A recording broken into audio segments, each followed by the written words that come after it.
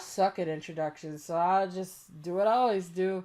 Hey everyone, I'm gonna make a quick video about YouTube Rewind, and I think this is like the second time my friend is gonna be on this channel. So, yeah, introduce yourself. Okay, hi, I'm Rhea. Okay, this is what I think about the YouTube Rewind thing. They could be going back to this because, like, you know, it's easier to play it safe. But playing it safe, I think someone has to realize that if they do this is still bad, but some of them are saying, it's not sad, it's heartwarming. This one's even sadder. Wait, it's not sad.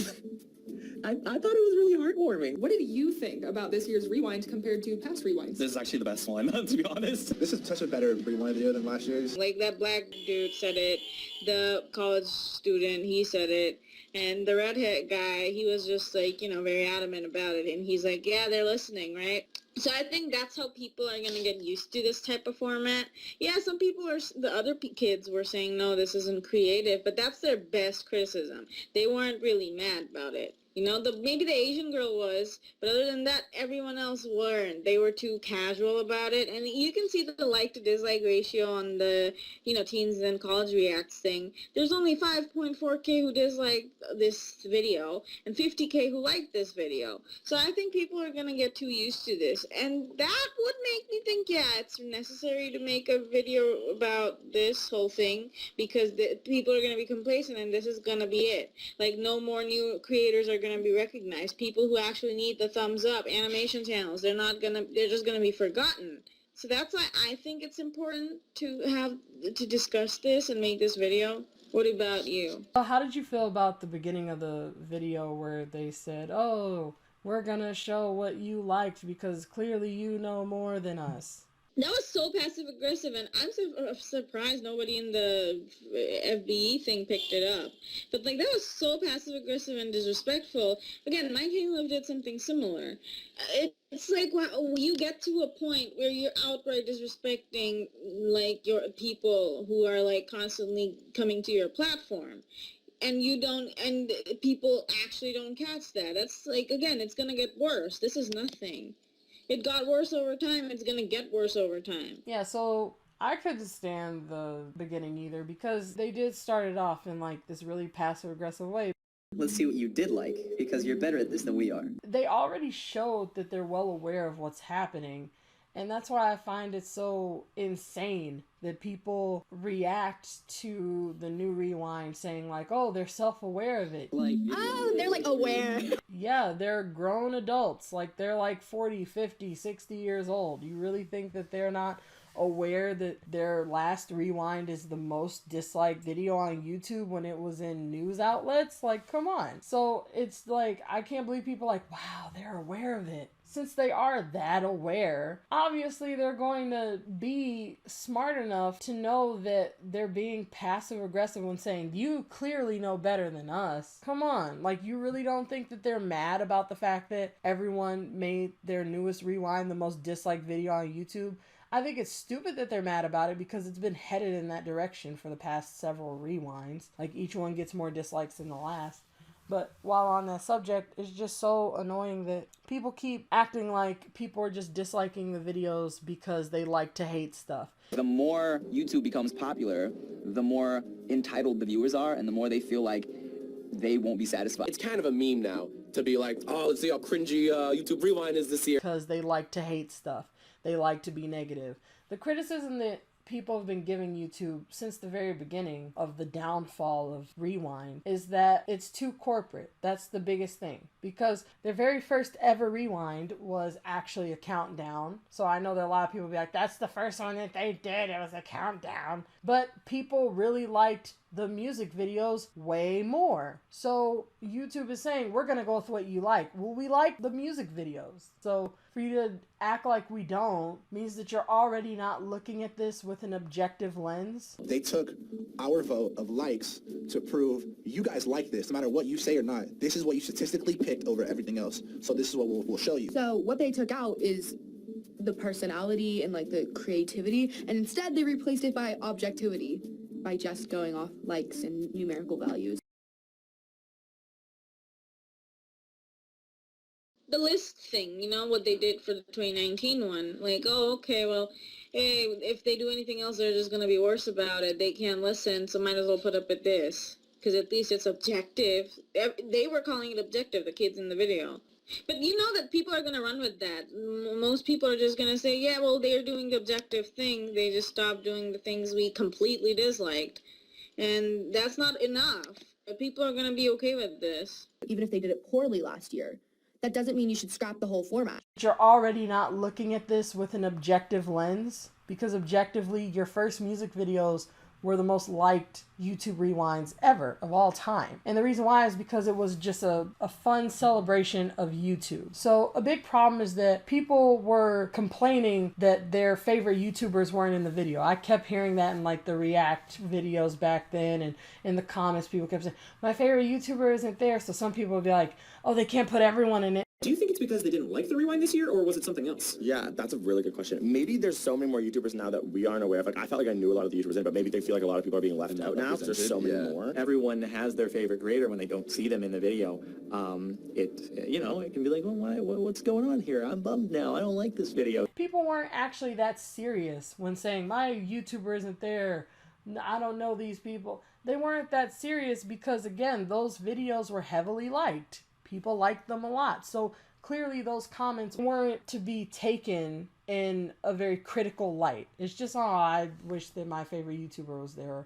Oh, I wish I recognized more people. Fun video, though. That's it. It's light criticism. But people got mad about that. And they're just like, no, you really don't like it because your favorite YouTuber isn't in there. Like, you're that mad. And then the more serious criticism came when they started putting more and more traditional media in the rewinds. I guess I'll just cut in to say the transition that happened was that people were annoyed when Jimmy Fallon had like the biggest amount of showtime in their, third rewind? And then after that, people hated YouTube when they had The Rock open the rewind in 2016 because he just started his channel and he wasn't a YouTuber. So it was clearly just straight up unearned privilege because you're a celebrity. Then they let Stephen Colbert open in 2017. So it was just another middle finger to everyone on this platform. And then even though that enraged everyone, YouTube's response was to double down, or rather triple down, and let Will Smith open in 2018. That's been the biggest problem, and they don't even acknowledge it. Again, the reason why people hated the last rewind is because Will Smith started it off and he had just made his channel. He's not even a YouTuber. And he has the privilege of starting rewind.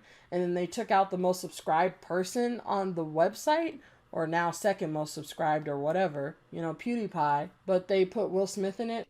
In that same rewind, Liza barely uploaded throughout that entire year, and yet she got the most screen time, and you wonder why people are mad. In previous rewinds, the corporate channels, the channels that are from nighttime talk shows and traditional media, got the most airtime in their rewinds in comparison to any other genre that was showcased. This guy says, The content that people put out is definitely a lot different. I feel like it doesn't follow such as strict, it has to meet these guidelines or whatever. I feel like you can find anything and everything on YouTube now. But it's the exact opposite. It's like these people don't keep up with anything on YouTube. They have been making the guidelines stricter and stricter and censoring everyone. For anyone who actually keeps up with YouTube news channels that started on YouTube, YouTube has adamantly been trying to censor them all and destroy them if possible. They try to make it impossible for those channels to get any notoriety because the news channels on YouTube aren't bought and paid for by corporations, so they're known for exposing corruption in the government and with corporations. If I get deplatformed tomorrow,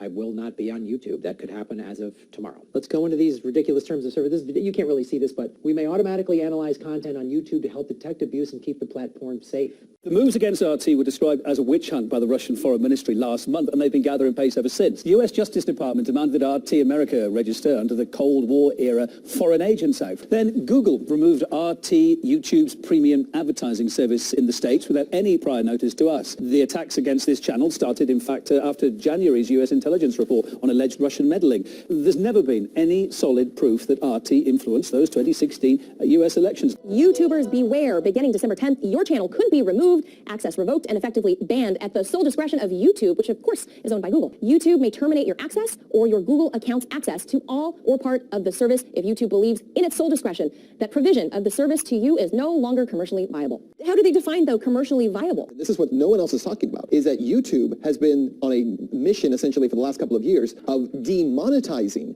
channels. Well, when you start getting those little flags on your channel, your content is not suitable for advertisers, not because it's violent, not because it's hateful, but because you talk about things that maybe their mainstream advertisers like pharmaceutical companies might not like. If your channel is not suitable for advertisers, then we can take it down. It also says if your channel is not suitable for advertisers, they'll deplatform you. So one of the things they've been doing to me and other content creators is they demonetize or put limited ads. And they say it's not suitable for advertisers. So they say it's not suitable for advertisers, and then they're going to say, oh, your whole channel's not suitable for advertisers. I started, like a month ago, a whole playlist. It's called Demonetized. It's mostly anything involving advertising.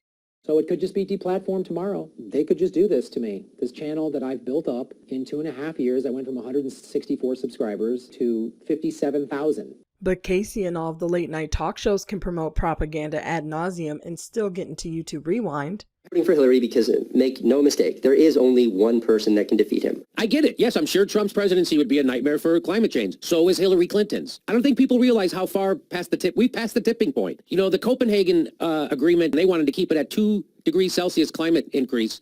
And then the Paris one is even worse. They said 3. It's over already. Figure out how you're going to die because climate change is here. And we have no rational response to it. Governments have no rational response. I'm voting for Hillary because, make no mistake, there is only one person that can defeat him. This is what I'm talking about. It's not random. This is in the same thread, right underneath. This woman says a third-party vote goes nowhere. Well, what I said to that woman was, two-party vote goes to more war, more fracking, more Goldman Sachs deregulation, trillion-dollar bailouts, congrats. But a third-party vote goes nowhere. What if a lot of people voted third-party? Would it still go nowhere? Or does it go nowhere because people like you keep saying don't vote third-party? It's a sad state what's happening in America to the mind of the American left voter. They completely swallowed the corporate talking points handed to them by people whose interest it is in keeping a two-party duopoly. This has to do with morals and principles. You're propping up the fucking thing that's ruining everybody. That's exactly what you're doing. John Oliver's doing it. 90% of the comedians I know are doing it. Isn't that weird that all the comedians on TV think exactly the fucking same? Trevor Noah, John Oliver, Bill Maher. Is there a comedian who thinks differently? You know, and everybody in the establishment on every corporate news show tells me one thing, it makes me nervous. It's them trying to curry favor with Congress before having to go before Congress. I know this is coming from some sector in the government. We just don't know which one yet. I think we're going to find out who behind the scenes has done this. Again, it's probably within the American intelligence community. Of course, it's not a coincidence. And a lot of people, they look at the social media accounts like Twitter and Facebook and Instagram and somehow believe that these are the bastions of free speech. But we're increasingly seeing censorship if anybody dares to talk out against their mainstream narrative. YouTube is owned by Google, which has been working with the NSA and the CIA, the intelligence community, basically, for a while. Edward Snowden proved this in leaked documents. So this is what they can do, everybody. Our terms now include more details about when we might need to terminate our agreement with bad actors, right? And what you can do to appeal if we think we've got it wrong. They created this thing. Anyone can put their ads up, or anyone can put their videos up. They're going to play ads. The advertisers make money. YouTube makes, you know, everybody wins. And then, okay, somebody puts offensive stuff on there, so you just say that person's offensive, but now they're saying anything's offensive because they're working with the intelligence community, man. It's not fair. It's not right. My channel over the summer, it went from 20,000 subscribers to 50,000 in about 6 weeks. And then they started throttling. You've seen, if you look at my videos, there's videos that get 5, 6, 7,000 views. They were all getting over the summer. 10,000 was on the low end of my videos. And now that's the high end. I once a week, maybe I'll get a video that breaks 10,000 views. They would love to have me just not post these videos. We get this unholy alliance between the fourth estate, between the press and the people and politicians. It's not a good and it's not a healthy relationship. No, I don't think it was an accident or a mix-up in any way. I think it was directed. Look, you know, back during the old days, during the Cold War, it was the Soviet Union that sought to protect its population from infection by any voice that dissented from the official media. Now we have American media companies and the American government trying to shut down dissent and make sure we can only listen to CNN, and we see no dissenting voices at all. This is a very ominous development. It's not so much even RT, but what does this say about what the American government, the American agencies, and now these social media companies are willing to do to compromise information coming to the American people. And by the way, YouTube had sent out an email to content creators previous to this, some of the new terms of service. This was interestingly omitted from that email. It was not included in there. And so now that it's been spotted, it's getting a lot of attention, and YouTube's like, it's not a big deal. It's a very big deal. And the reason it's a big deal is because essentially what YouTube is saying is that if your channel does not make money, we can take it down because we can't advertise on it. The content that people put out is definitely a lot different. I feel like it doesn't follow such as strict, it has to meet these guidelines or whatever. I feel like you can find anything and everything on YouTube now. This broad language, provides an opportunity, Ben, for them to clamp down on free speech, doesn't it? Well, it absolutely does. And they're right when they say we're not changing any, access to the site. We're not really changing any of the rules. It basically operates the way it always has.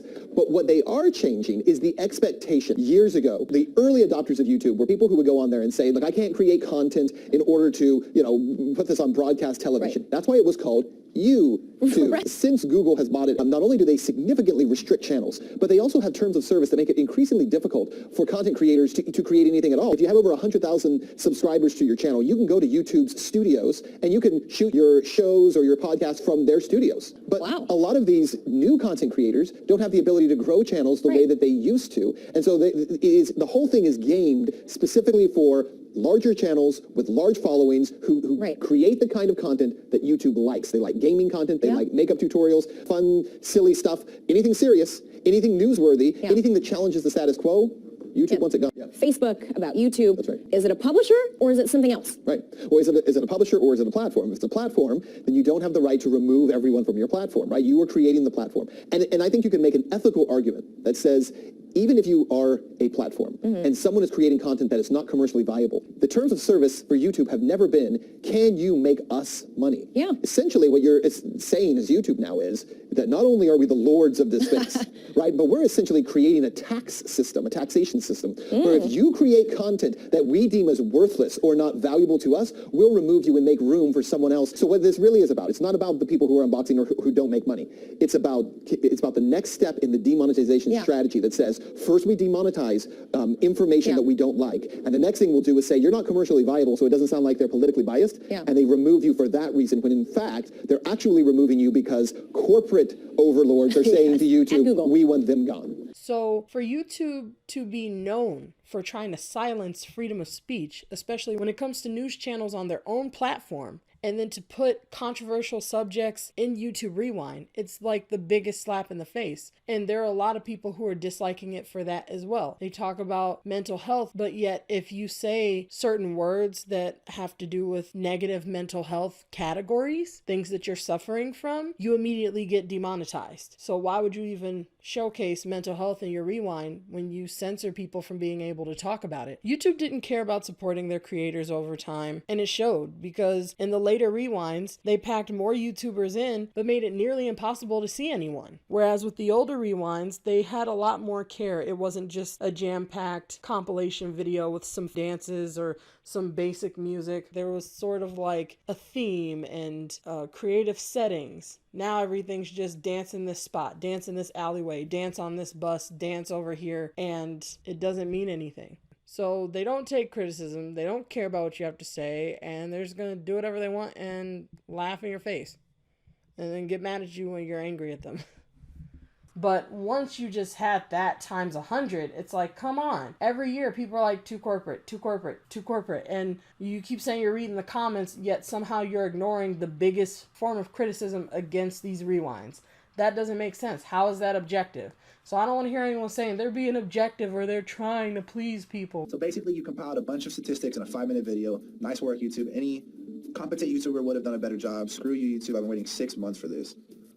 Unnecessarily negative. YouTube's listening, at least. That's what matters, is that they're pointing themselves in the right direction. The problem is they're still not listening. The problem is YouTube. Honestly, YouTube's kind of like my candy love, and I know I can't say that, but YouTube as a corporation does not care about their content creators, and they don't care about the people who are honestly putting in the most amount of work. That's mid-tier YouTubers. High-tier YouTubers, yeah, they go to events and stuff, but they're basically the pretty people. Or like, when I say pretty people, I don't actually mean they're aesthetically models or something. I mean, they're the ones that are used for advertisement. Besides that, like, who puts in the most work or content and like the most hours and dedication into their video. Those tend to be mid to high tier people. And the top tier people, they're just the pretty faces that are good for marketing maybe, but they don't really engage in much. All they do is, they're already popular. They could literally tweet something out and you'll hear about it. Like something random about food and like someone will hear about it that'll be discussed, So I would have said YouTube isn't like catering to actual YouTubers. YouTube's a corporation, and YouTube is so corporate, they don't even hide it anymore. They're just like, you know what? We want to please the corporations more than we want to please you. We want to please the advertisers and the donors more than we care about you at all. And we're not afraid to like have that out there. So what we'll do at most is try to keep the peace by giving you something that's you don't love, but you put up with. And we know you'll put up with this. Some of you will still dislike it, but you're going to have to get used to it.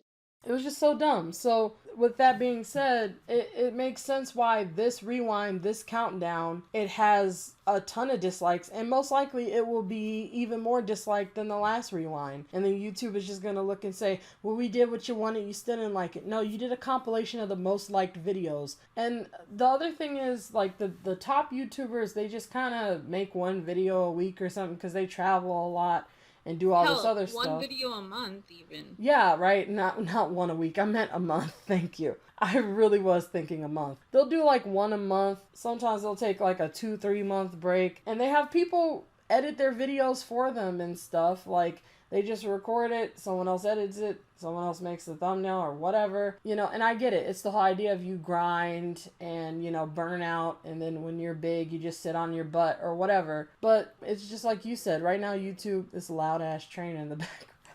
It's so annoying. But it's just like, me. No, it's on my side. But it's just like, right now, they're basically saying, you're going to take it. And people are going to take it. That's why I made the last couple of videos I've been making, where it's just like, people are just allowing these things to happen. They're allowing YouTube to treat them like crap. They're allowing YouTube to, slap them in the face. I mean, again, the beginning of the video was so passive aggressive, and there's so many people, like, on React and like in the comment section, just like, yeah, wow, this is nice, they're actually listening to us. Like, you don't see that that's passive aggressiveness, but the reason why they don't see it is because people don't like negativity. People don't like it when you take a critical eye at things, and because we keep censoring everyone, it just forces people who are actually mean, like the real mean people and the people doing shady stuff, to be passive aggressive. Then they're passive aggressive about their rudeness and no one says anything. I'm sick of it. But, if you come out here and say, oh, like if you come out here and cuss out the person who's being passive aggressive, now all of a sudden you're the rude person. It's just, again, I'm sick of society, but that's another conversation for another day. So that's basically how I feel about it. You got anything else you want to say? Not really. They just keep doing this, and it's just sad that people are already starting to be complacent. Yeah, like there's a lot of complacency, and nothing's going to be done because the people who actually have a voice to say anything are the big YouTubers, are like your average human being who do the positive stuff and give the benefit of the doubt. So they're not going to take this with an actual critical eye or an objective eye. Instead, they're just going to give the benefit of the doubt and try to keep it positive. So yeah. Another really sad thing is that people are saying, oh, you guys feel that PewDiePie didn't get enough recognition, or he didn't get enough recognition, so that's why people are mad and disliking this, the bro army. And it's just completely disregarding what people are actually saying. They always do this. Yeah. They always point to like some fans from something and they blame it on like Rabbit fans, or they blame it like with the last rewind.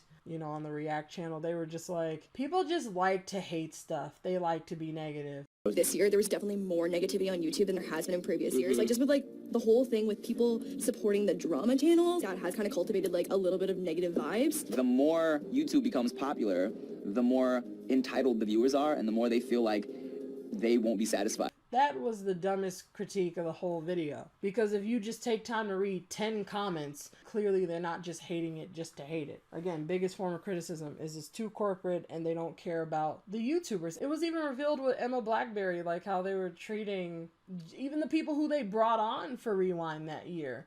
Unless you were a big name YouTuber like Lily Singh or something, they didn't care about you. And then after you had to go through all that crap, then you go into the video and you're only there for like literally a split second with slime all over your face and no one can recognize you. But if you complain, shame on you. You're just a whiny crybaby. Get over it. Be positive. So that's all I gotta say about this. I don't really have like a big rant to even go on because I'm like, whatever. Like, if people are gonna be okay with this stuff, I don't care. I'm just waiting for the website to fall apart and then people be like, I wonder how it happened. I wonder how we got here. Yeah, like, open your eyes, man. So anyway, thank you for watching this because this rewind is so depressing. Let me know what you think. If you agree, that's fine. But I also want to know, like, specifically, what did you hate? If you can express that, I really want to know. Because it was a pretty short video, too. That was the other thing I need to say. There's no effort put in. No effort. It's just, here's a compilation, everybody. No talking. Just, it's like a Watch Mojo. It's so, it was so lazy and just terrible. So they slapped you in the face while being as lazy as possible about it. And now they're going to get a ton of views for it. They just don't care. So yeah, thanks for watching, and I'll see you guys next time.